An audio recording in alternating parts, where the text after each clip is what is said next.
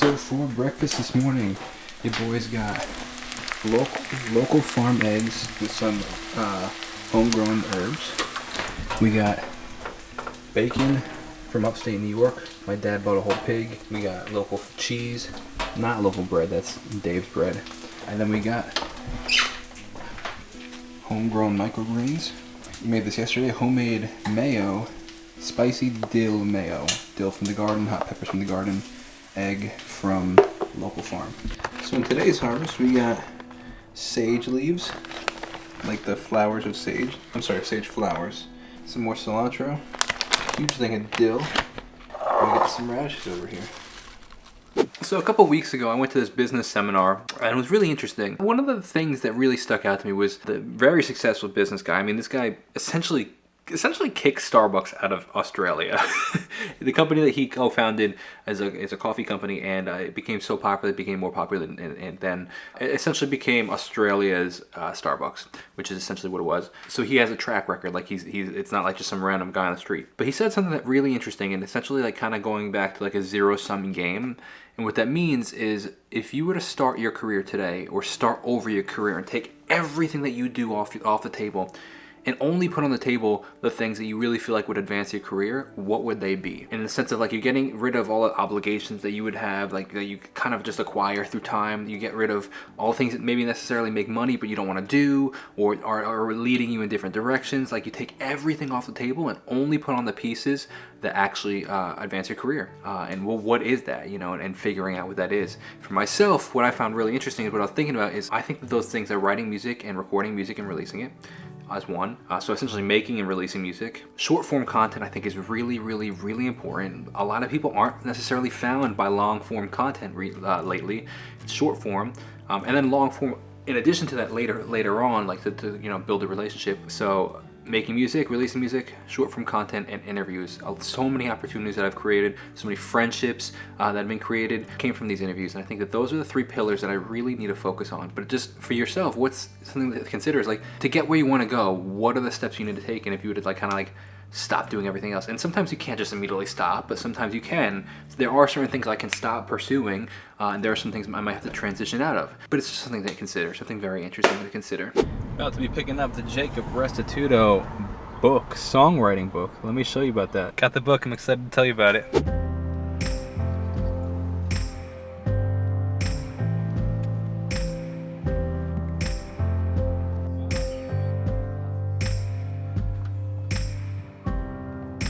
So as you may likely know, I switched over to decaf maybe about a month and a half, 2 months ago. Complete game changer. We'll never go back to regular full caffeinated coffee. But that being said, I ran out of decaf at home. So the past couple days I've had to go and get coffee, either because I've been out and about or Jamie's been out and about. So it's just been easier. But in all reality, I need to go and pick up a bag of decaf coffee, or I should have me and Dom collab and make some Jacob Restituto Soundcheck blend decaf coffee.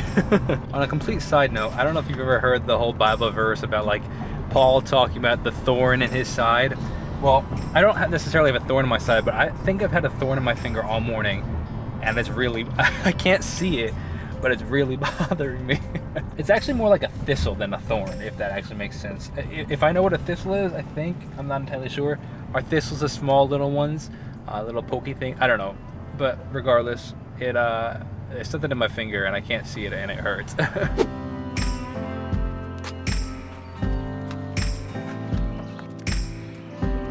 Take a look at this whole bed of turnips I planted today.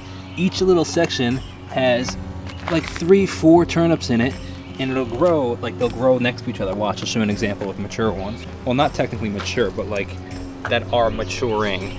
You can see over here, actually here's a better example. Right here, they grow next to each other, and then they'll start to just kind of move each other out of the way. It's actually a pretty cool process here, over here as well. They actually, maybe you'll get smaller ones, but honestly, the smaller ones are to some degree a little better because they're sweeter and they don't get as woody tasting. Look at that mountain dog up there.